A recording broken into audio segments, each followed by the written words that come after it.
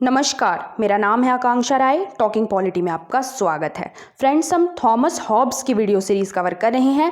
Part 1 channel पे already uploaded है, जिसमें हमने थॉमस हॉब्स का प्रॉपर इंट्रोडक्शन कवर किया है। तो अगर आप डायरेक्टली इस वीडियो पे आ गए हैं तो आप पहले थॉमस हॉब्स का पार्ट 1 देखें, लिंक डिस्क्रिप्शन बॉक्स में अवेलेबल है।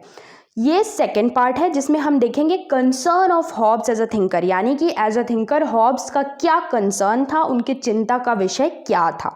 जैसे हमने प्लेटो वीडियो सीरीज में देखा था कि प्लेटो एथेंस को एक आइडियल स्टेट बनाना चाहते थे, इसलिए प्लेटो का जो कंसर्न था, उनके चिंता का विषय था आइडियल स्टेट बनाना एथेंस को। ठीक है, एरिस्टोटल का क्या था, वो चाहते थे क्योंकि ग्रीक सिटी स्टेट्स में बहुत ज़्यादा गवर्नमेंट्स में इंस्टेबिलिटी थी, तो एरिस्टोटल के चिंता का विषय था कि कैसे जो गवर्नमेंट में इंस्टेबिलिटी है उसको ठीक किया जाए। इसके लिए उन्होंने बहुत सारे कॉन्स्टिट्यूशंस की स्टडी की थी। तो बेसिकली प्लेटो की चिंता का विषय था कि वो एथेंस को आइडियल स्टेट बनाना चाहते थे। एरिस्टोटल की चिंता का विषय था कि वो जो गवर्नमेंट में इंस्टेबिलिटी है ग्रीक सिटी स्टेट्स में, उसको ठीक करना चाहते थे, उस वजह से वो परेशान थे, वो उनकी चिंता थी। ठीक इसी तरह से हॉब्स की चिंता का विषय क्या था, हॉब्स का कंसर्न क्या था, जो हमें उनकी थियरीज में दिखता है। मतलब बेसिकली होता क्या है कि एक प्रॉब्लम दिखती है जिसका हम सोल्यूशन फाइंड करने की कोशिश करते हैं।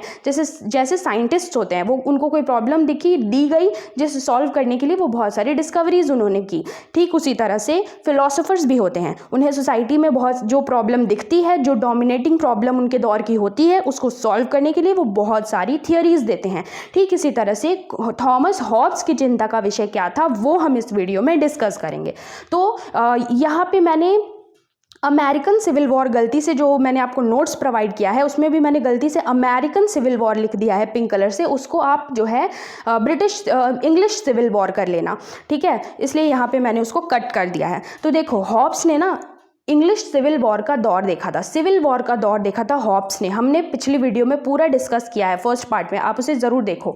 तो हॉब्स ने सिविल वॉर का दौर देखा था। उस दौर में लाइफ और प्रॉपर्टी की कोई सिक्योरिटी नहीं थी। ठीक है, सब कुछ बहुत ज़्यादा वॉर का सिचुएशन था, तो किसी की लाइफ की कोई सिक्योरिटी नहीं थी, ना उनकी प्रॉपर्टी की कोई सिक्योरिटी थी। ठीक है, तो हॉब्स का मेन कंसर्न हो गया था ऑर्डर और सिक्योरिटी, यानी कि हॉब्स का मेन कंसर्न था प्रोटेक्शन ऑफ लाइफ, कि जो जीवन है ना उसका बचाव होना चाहिए। ये हॉब्स का मेन कंसर्न था।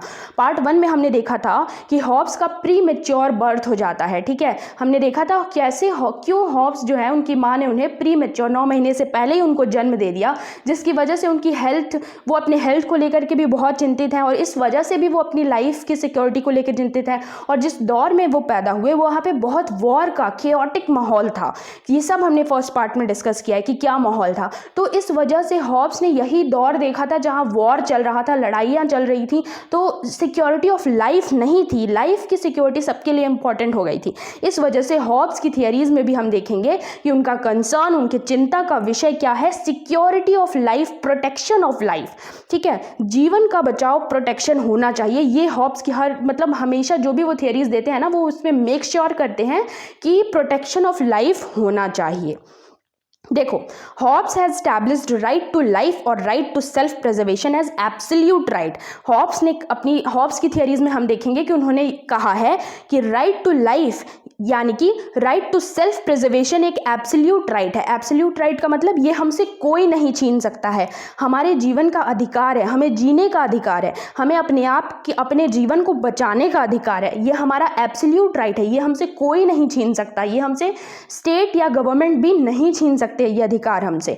ठीक है, हॉब्स के हिसाब से राइट टू लाइफ मतलब जीवन का अधिकार इतना ज़्यादा इंपॉर्टेंट होता है कि इंसान किसी को मार भी सकता है अपने जीवन की रक्षा करने के लिए, अपने लाइफ को प्रोटेक्ट करने के लिए। ठीक है, इसीलिए राइट टू लाइफ में ना राइट टू सेल्फ डिफेंस भी इंक्लूडेड है, यानी कि अगर कोई मुझे मारने की कोशिश करेगा तो मैं खुद के बचाव में जो है रिवर्ट बैक करूंगी। तो ये मेरा अधिकार है, सेल्फ डिफेंस, खुद को बचाने का अधिकार है मेरा। ठीक है, तो हॉब्स जो है उन्होंने कहा कि राइट टू लाइफ या जीवन का अधिकार और अपने जीवन को बचाने का अधिकार, खुद को बचाने का अधिकार, ये एब्सोल्यूट राइट है, ये मुझसे कोई नहीं छीन सकता, स्टेट या गवर्नमेंट भी ये अधिकार मुझसे छीन नहीं सकते। देखो, इसका ये मतलब है, देखो हॉब्स कहते हैं मुझे जीवन, हम सबको जीवन भगवान ने दिया है। स्टेट या गवर्नमेंट जिसे हमने स्टेट जो है या गवर्नमेंट है उसने तो हमें जीवन दिया नहीं है, वो सिर्फ हमारे लाइफ को प्रोटेक्ट करने के लिए हमने बनाया है। स्टेट या गवर्नमेंट को जीवन हमें भगवान ने दिया है और हमने स्टेट या गवर्नमेंट को एक एज अ वॉचमैन रखा है कि तुम देखते रहो कि मेरी लाइफ या मेरी प्रॉपर्टी कोई मुझसे छीन ना ले। तो ये जो स्टेट या गवर्नमेंट है ना, ये सिर्फ एक प्रोटेक्टर है लाइफ, राइट टू लाइफ का, मेरे जीवन का एक प्रोटेक्टर है। इसने मुझे जीवन दिया नहीं है, इसीलिए ये मुझसे मेरा जीवन छीन भी नहीं सकता है। देखो, it also means that life is given by God. State is not source of right to life but only protector of right to life. So state can't deprive a person from his right to life in arbitrary manner. अब ये जो arbitrary manner है ना, ये word important है। क्यों? देखो, arbitrary का मतलब होता है मनमाने तौर पे। मनमाने तौर पे तो स्टेट या गवर्नमेंट जो है वो मुझसे मेरा जीवन नहीं छीन सकता। वो सिर्फ तभी छीन सकता है, state can deprive a person from his right to life only in accordance to procedure established by law. यानी कि अगर मैंने लॉ के विरुद्ध जाकर कोई काम किया, अगर मैंने किसी का जीवन ले लिया, मैंने किसी का मर्डर कर दिया, मैंने किसी को किल कर दिया, जो लॉ है, जो कानून है, उसके विपरीत जाकर मैंने कोई काम किया, तब जो स्टेट या गवर्नमेंट है वो लॉ के प्रोसीजर्स को फॉलो करते हुए मेरे जीवन के अधिकार को छीन सकती है। वो भी मुझे मेरे राइट टू लाइफ को जो है मुझसे छीन सकती है, मुझे मार सकती है, मुझे किल कर सकती है। लेकिन सिर्फ तभी जब मैंने कुछ ऐसा किया हो। अब प्रोसीजर्स ऑफ लॉ के जो एस्टैब्लिश, मतलब लॉ ने जो प्रोसीजर एस्टैब्लिश किया है उसको फॉलो करते हुए ही मुझसे मेरे जीवन जो स्टेट या गवर्नमेंट है वो छीन सकती है। आर्बिट्ररी मैनर यानी मनमाने तौर पे नहीं छीन सकती। तो हमने इस वीडियो में क्या देखा? हमने देखा कि एज अ थिंकर हॉब्स का क्या कंसर्न था। तो हमने देखा हॉब्स ने सिविल वॉर का दौर देखा है, उनके लिए सिक्योरिटी ऑफ लाइफ बहुत इंपॉर्टेंट है, जीवन की रक्षा होनी चाहिए, ये हॉब्स के लिए सबसे ज़्यादा ज़रूरी है। उनकी थियरीज में यही कंसर्न होता है, उनका यही उनकी चिंता का विषय है। हॉब्स ने ये कहा है कि राइट टू लाइफ और राइट टू सेल्फ प्रिजर्वेशन जो है एब्सोल्यूट राइट है, ये हमसे कोई छीन नहीं सकता, यहाँ तक कि स्टेट या गवर्नमेंट भी ये हमसे नहीं छीन सकते हैं। क्यों? क्योंकि हमें जीवन भगवान ने दिया है। स्टेट या फिर गवर्नमेंट को हमने सिर्फ एक वॉचमैन की तरह प्रोटेक्ट करने के लिए रखा है हमारे राइट टू लाइफ को, तो वो हमसे वो अधिकार छीन नहीं सकती क्योंकि उसने वो अधिकार हमें दिया नहीं है। आर्बिट्रेरी मैनर में, मनमाने तौर पर नहीं छीन सकती, लेकिन लॉ के प्रोसीजर्स को फॉलो करते हुए वो छीन सकती है। यानी कि अगर मैंने किसी को मर्डर कर दिया, मैंने किसी को हार्म कर दिया, तो स्टेट जो है वो लॉ के प्रोसीजर्स को फॉलो करके मुझे सजा के तौर पे मेरा जीवन छीन सकती है, लेकिन आर्बिट्रेरी तौर पे, बिना मतलब का, मनमाने तौर पे नहीं छीन सकती।